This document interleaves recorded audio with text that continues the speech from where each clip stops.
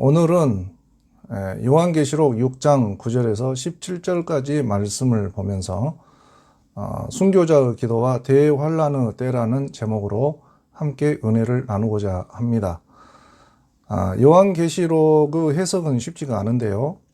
동일한 본문을 가지고도 완전히 서로 다른 해석을 하는 사람들이 많습니다. 우리가 지난주에 읽은 계시록 6장 2절에 등장하는 흰말을 탄 자가 누구냐 하는 본문이 대표적인데요. 어떤 사람은 예수 그리스도라고 해석하는 사람도 있지만 또 어떤 사람은 적그리스도의 등장이라고 보는 사람도 있어요. 두 견해가 다 성경적인 그런 근거들을 제시를 하는데 어떻게 똑같은 본문을 가지고 완전히 다른 해석이 나올 수 있는지 생각이 되지만 우리 인생에서도 같은 일이 벌어집니다. 어떤 한 사람을 보면서 어떤 시각으로 평가를 하느냐에 따라서 사람마다 그 사람은 좋은 사람이다 혹은 나쁜 사람이다 하고 의견이 갈리는 그런 평가들을 받는 것처럼 성경 본문도 그런 일이 벌어지고 있는 것입니다. 어떻든지 저는 지난주에 백마를 타고 면류관을 쓰고 나타나는 이 자를 적그리스도의 등장으로 보았는데요. 6장 전체의 말씀의 흐름을 볼 때에 어린 양이신 예수님이 임봉을 뗄 때마다 재앙과 징조와 환란들이 나타나고 있는 그 일련의 흐름을 볼 때에 적그리스도 등장이 적합하다고 이렇게 말씀을 읽게 되었습니다. 아무튼지 우리가 어떤 해석을 하든지 간에 우리는 성경 본문의 말씀이 무엇을 말하려고 하는지 우리가 영적으로 잘 분별을 해야 할 줄로 믿습니다. 특히 우리가 이 말세를 어떻게 살 것인가 하는 측면에서 예수님께서 우리에게 임봉한 말씀을 열어서 하늘에서 일어난 비밀을 보여주시는 그 이유는 우리로 하여금 항상 깨어 있어서 말세의 환란을 준비하라는 그런 뜻을 담고 있겠다 이렇게 생각이 됩니다. 오늘 먼저 9절의 말씀을 같이 한번 읽어 보겠습니다. 다섯째 인을 떼실 때에 내가 보니 하나님의 말씀과 자기들이 가진 증거로 말미암아 죽임을 당한 영혼들이 제단 아래에 있어. 우리가 이 본문을 잘 읽어보면 다섯째 인을 떼실 때에 나타난 징조가 무엇입니까? 죽임을 당한 순교자들이 하나님의 말씀과 예수님께 대한 그들의 증언 때문에 죽임을 당했다. 즉 순교자들이 무엇 때문에 순교를 했습니까? 하나님의 말씀과 예수님께 대한 그들의 증언 때문에 순교를 했다는 것입니다. 초대교회는 단지 하나님을 예배하고 예수님이 부활하셨다고 말하는데 순교를 당했어요.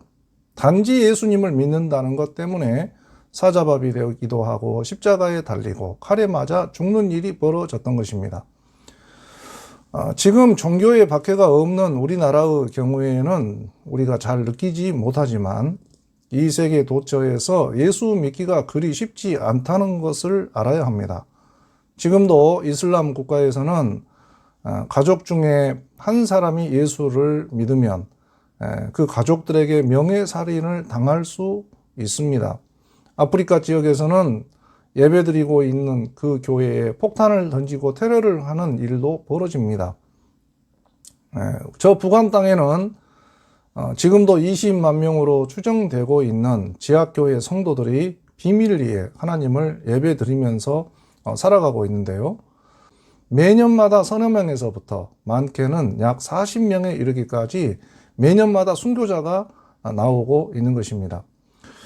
우리가 믿는 예수님이 도대체 누구이길래 이렇게 세상이 핍박을 하는 걸까요?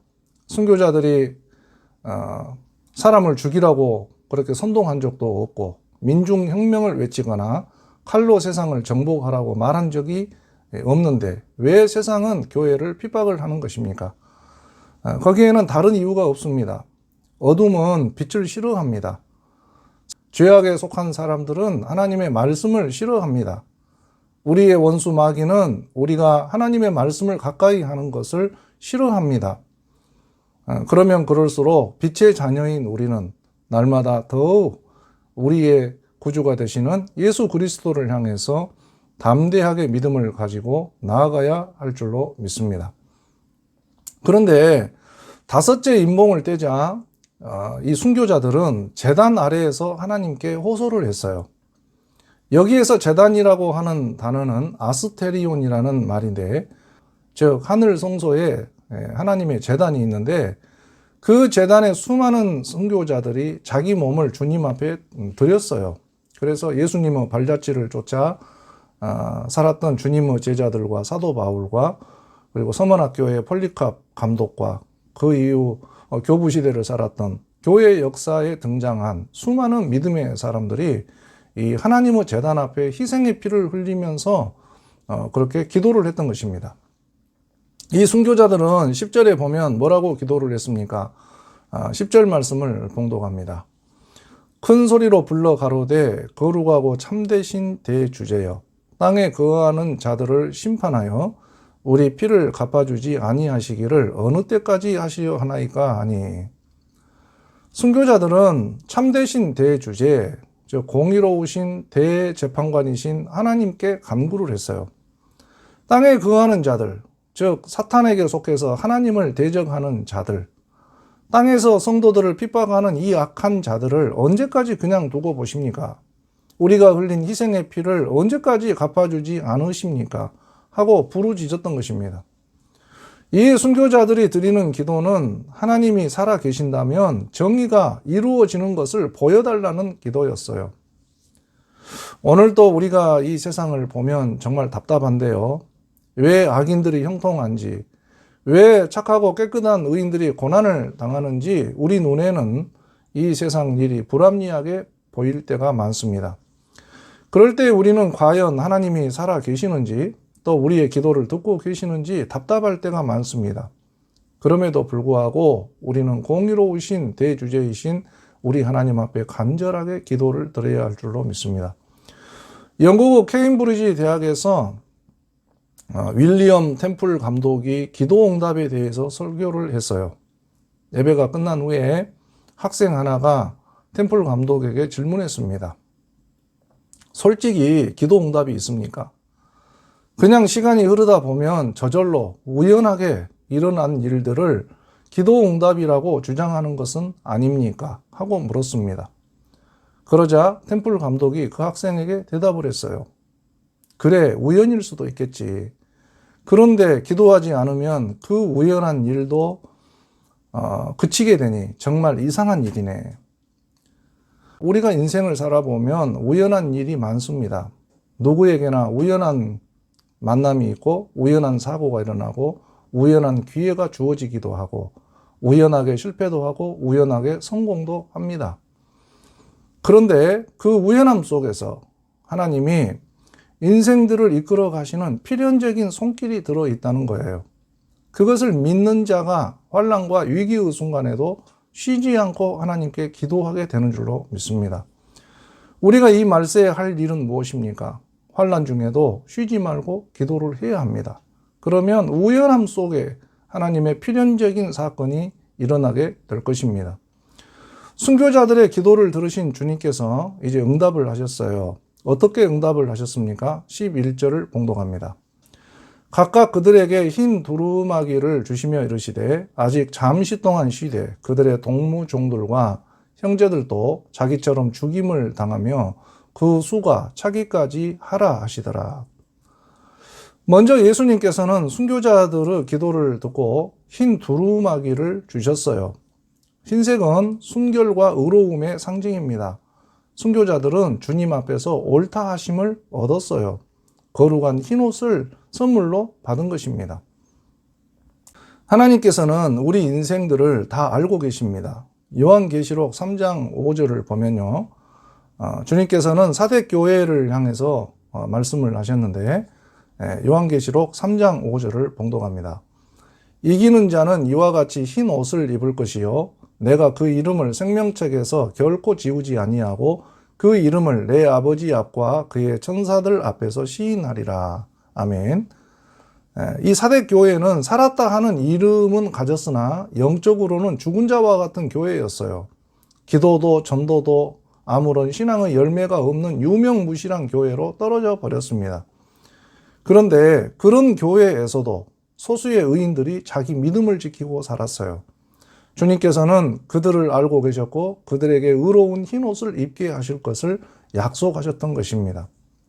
성도 여러분, 이 말세에 남들이 나태하게 신앙생활을 한다고 나도 함께 나태하고 방탕하게 살지 말기를 바랍니다. 남들이 벌거벗고 다닌다고 해서 나도 같이 벌거벗고 다닐 수는 없듯이 믿음 생활에서는 사람을 기준으로 삼지 말고 하나님의 말씀을 기준으로 삼고 신앙생활을 해야 할 것입니다. 하나님께서는 각 사람이 행한 것을 다 알고 계십니다. 각 사람이 행한 대로 그대로 갚아주십니다. 특별히 주님을 위해 피 흘린 순교자들은 하늘나라에서 가장 영광스러운 상급을 받게 될 줄로 믿습니다. 그들의 수고를 그치고 평안한 임종을 맞이하며 첫째 부활의 영광에 들어가며 천년 왕국에서 영원한 왕노릇을 하는 그런 축복을 받게 될 것입니다. 11절에서 하나님은 순교자들에게 잠시 쉬되 순교자들의 수가 차기까지 기다리라고 말씀하셨습니다. 지금 이 시대는 어느 때입니까? 예수님 재림하실 때까지 순교자들의 수를 채워가는 때입니다.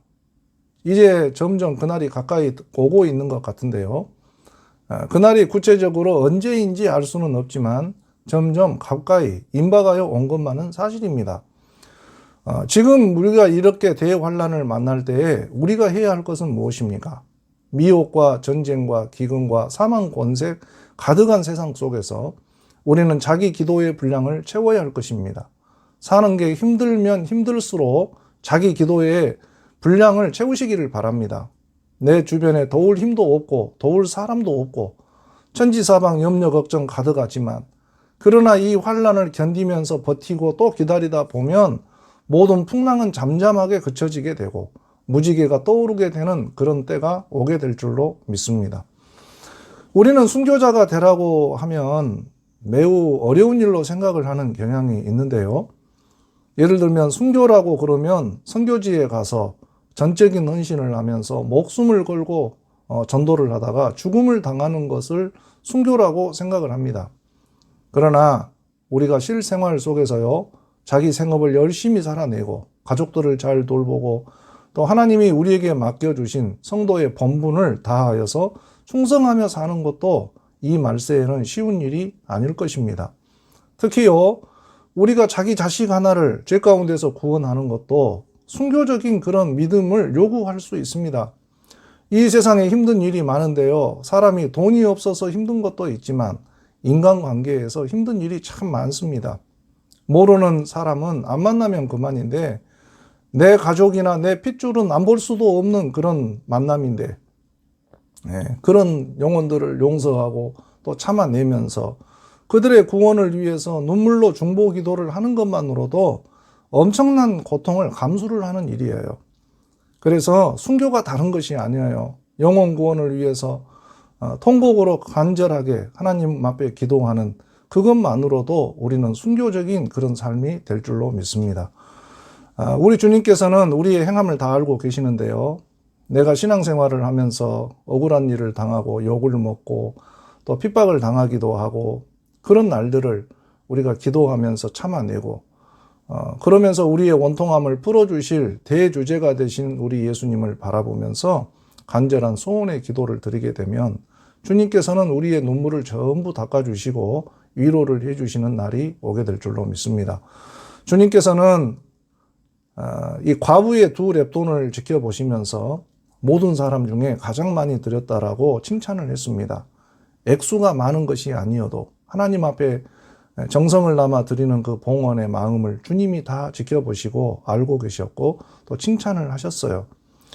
또 우리 주님께서는 12제자를 선택하실 때에 특히 나다나엘이라는 사람을 선택할 때에 너는 참 이스라엘 사람이라 내 속에 감사한 것이 없도다 하고 말씀을 하셨어요. 그래서 나다나엘이 주님 어떻게 나를 아십니까? 하고 물어보자 네가 무화과 나무 아래에 있을 때 보았노라 하고 말씀을 하셨어요.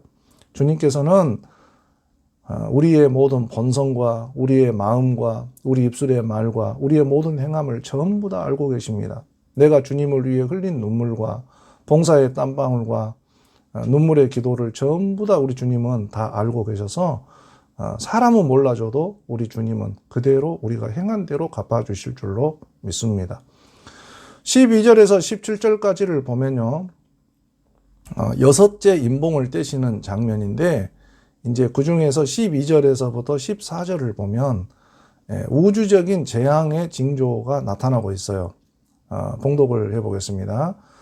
내가 보니 여섯째 인을 떼실 때에 큰 지진이 나며 해가 검은 톨로 짠 상복같이 어두워지고 달은 온통 피같이 되며 하늘의 별들이 무화과 나무가 대풍에 흔들려 설익은 열매가 떨어지는 것 같이 땅에 떨어지며 하늘은 종이축이 말리는 것 같이 떠나가고 각 산과 섬이 제자리에서 옮겨지매. 여기에서 여섯째 임봉을 뗄 때 나타난 이제 징조는 먼저 큰 지진이 일어났어요. 이 지진은 인류 역사에서 늘 있어 왔는데요. 지진으로 인해서 도시가 무너져가고 또 민족의 흥망성쇠가 바뀌기도 하고 그래서 그런 지진들이 많이 빈발을 했지만 이 말세에 일어날 이 지진은 전무후무한 전지구적 재난을 동반하는 큰 지진이라고 말씀을 했습니다. 우리가 10년 전에 후쿠시마 원전을 파괴한 동일본 대지진을 우리가 목격을 했는데요. 말세에 일어날 대지진은 그거보다 훨씬 더 큰 대지진이 될 가능성이 많습니다. 한 대륙 전체가 흔들리고 섬들이 가라앉고 삶의 기반이 송두리째 무너지는 그런 대지각 변동이 일어날 수 있습니다. 이것을 영적으로도 우리가 해석을 해볼 수가 있는데요. 포스트 코로나 시대가 되면서 지금 우리 삶에는 대지각 변동이 일어나고 있습니다.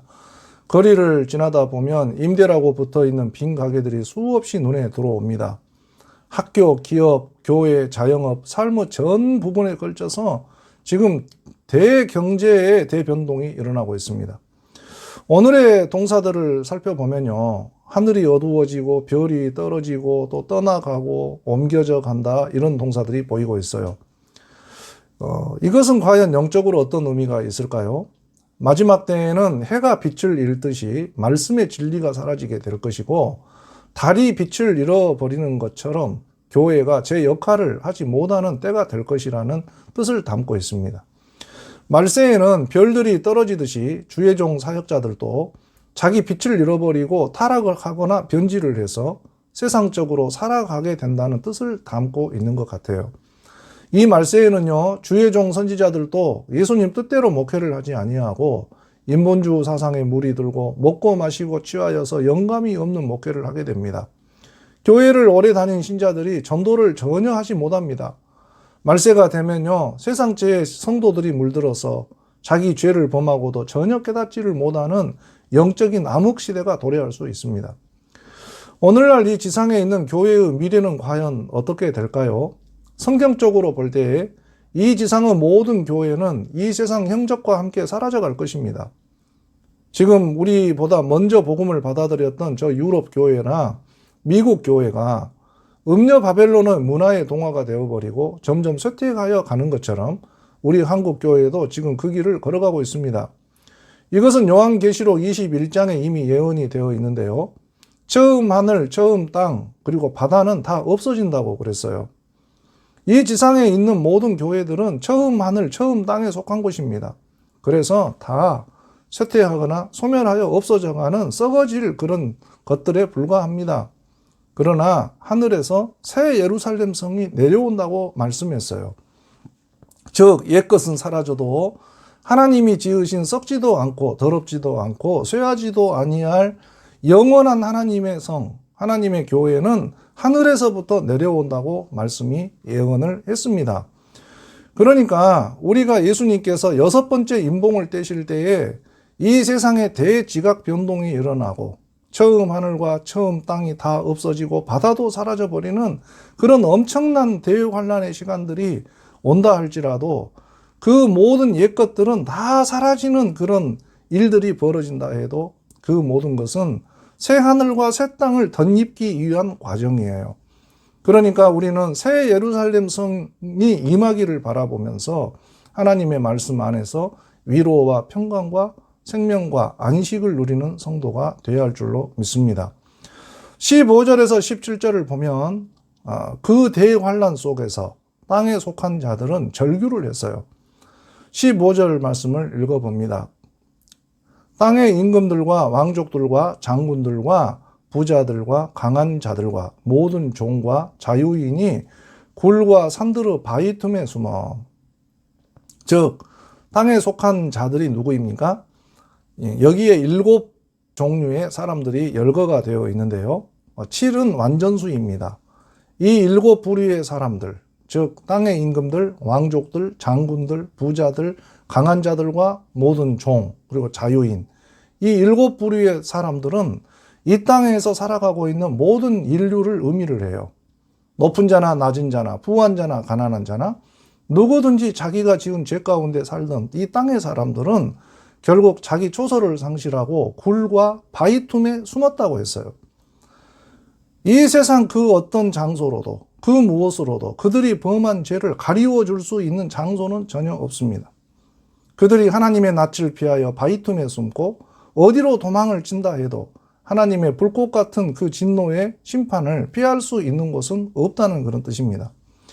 이 땅에 속한 자들은 진노의 그날에 두려워 벌벌 떨면서 절규를 했어요.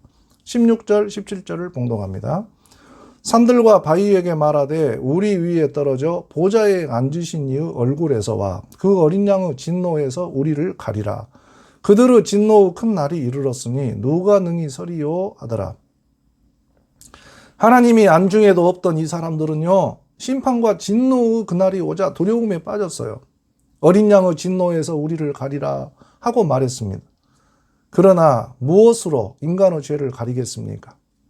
인간의 공로나 지식으로, 인간의 어떤 요령이나 어떤 꼼수로 인간의 죄는 절대 가리워지지 않습니다. 요즘에요, 학폭 논란이 이제 일어나고 있는데요. 운동을 잘했던 그 선수들이 10년 전, 20년 전에 범했던 어떤 학교 폭력의 그런 일들이 이제 와서 불거지고 있는 거예요. SNS가 이제 발달을 하다 보니까 과거에 범했던 그 죄악의 그 흔적들이 이제서 드러나고 있는데 정말 무서울 정도로 이게 무서운 세상입니다. 우리가 과연 어떻게 주님 앞에 서겠습니까? 이 마지막 때가 오면 예수님의 보혈로 인침을 받고 죄사함의 은혜를 받는 그런 성도가 되어야 할 것입니다. 누가 과연 주님 앞에 섭니까? 요한계시록 7장에 이 다음 장에 보면요. 14만 4천 명의 성도들, 진노 그날에 천하만국에서 부름을 받고 주님과 함께 동행한 그런 성도들, 범사에 예수님을 따르면서 항상 진리를 지키고 끝까지 믿음을 간직한 그런 사람들이 의로운 흰 옷에 두루마기 옷을 입고 새 예루살렘 성에 들어가게 될 줄로 믿습니다. 인생은 선택의 연속인데요. 지금 우리가 살아가는 이 시대는 하나님께서 우리를 영원히 살리시는 참된 진리가 무엇인지 잘 분별을 해야 되는 그런 시대입니다. 이 세상을 사는 동안에 무엇을 위해 어떻게 살 것인가? 가장 중요한 과제는 하나님이 주신 구원의 기회를 붙잡으라는 것입니다. 이 세상에서 가장 불쌍한 사람은 누구입니까? 이 세상에서 가난한 자, 못 배운 자가 불쌍한 것이 아니라 목사, 장로, 권사, 집사, 직분을 받은, 즉 예수님을 믿는 가정에서 태어나서 믿는 부모를 통해서 예수님을 알게 되었지만은 그 자녀들이 구원을 받지 못하는 그런 사람들이 많이 나오는 거예요. 아예 복음을 한 번도 듣지 못한 사람이 예수를 안 믿었다면 별로 불쌍하지 않을 것입니다. 그러나 구원에 이를 기회가 가까이 주어져 있었는데도 불구하고 예수님을 나의 주님으로 만나지 못한 그런 가운데에 구원의 기회를 상실해버린 그런 사람들은 얼마나 불쌍합니까? 어느 날 요양병원에 입원한 노인들끼리 고스톱을 치고 있었어요. 한 사람이 10,000원을 땄다고 좋아하더랍니다. 죽음을 목전에 둔 인생들이 10,000원 때문에 희비가 갈리고 있는 거예요. 그것을 지켜본 의사가 인생의 비애를 느끼게 되었다고 했습니다. 도대체 사람이 왜 사는 것인가? 오늘 우리는요, 과연 무엇 때문에 자기에게 주어진 환경 속에서 일희일비하면서 분노하고 또 슬퍼하고 그렇게 살아가고 있는 것입니까? 오늘 말씀의 결론을 짓습니다. 지금은 진노의 때입니다. 영적인 대지각 변동이 오고 있습니다. 내가 의미를 두고 살았던 것들이 큰 지진으로 다 무너져 내릴 수 있습니다. 무언가 보람을 느끼고 열심히 노력하며 살았던 사람들일수록 인간적인 허무가 더욱 커질 수도 있어요. 그러나 하나님의 영원성에 잇대어서 살아가는 사람들은 허무와 절망이 없을 것입니다. 예수님을 믿는 사람들은 영원한 세계에 의미를 둡니다. 그들은 썩지 않을 영원함에 잇대어 살아갑니다. 잠시 올라가고 잠시 성공하고 잠시 부해진다고 해서 마음이 들뜰 것도 없고, 잠시 힘들고 어렵고 가난해지고 혹은 건강을 잃는다 해도 그것 때문에 슬퍼하거나 두려워하지도 말고 오직 예수님만 바라보면서 믿음으로 승리하며 살아가는 우리 성도들이 다 되시기를 바랍니다. 이 영적 대환란의 시기 동안에 우리가 해야 할 것은 주님을 바라보면서 제단 아래에서 기도를 간절히 드리는 것입니다. 자녀 구원을 위해서, 그리고 우리 교회를 위해서, 이 나라와 민족을 위해서, 그리고 코로나 종식을 위해서 우리 하나님 앞에 간절한 마음으로 기도하기를 힘쓰는 우리 성도들이 다 되시기를 기도드립니다. 기도하겠습니다.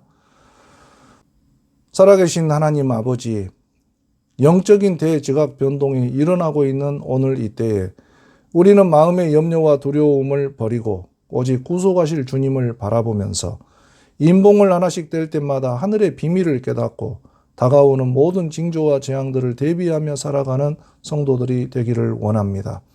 흔들리거나 낙심하거나 실족하지 않도록 마음의 모든 두려움이나 염려가 다 사라지도록 반석과 같은 믿음으로 살도록 저희들을 도와주시옵소서. 예수님의 거룩하신 이름으로 기도드립니다. 아멘.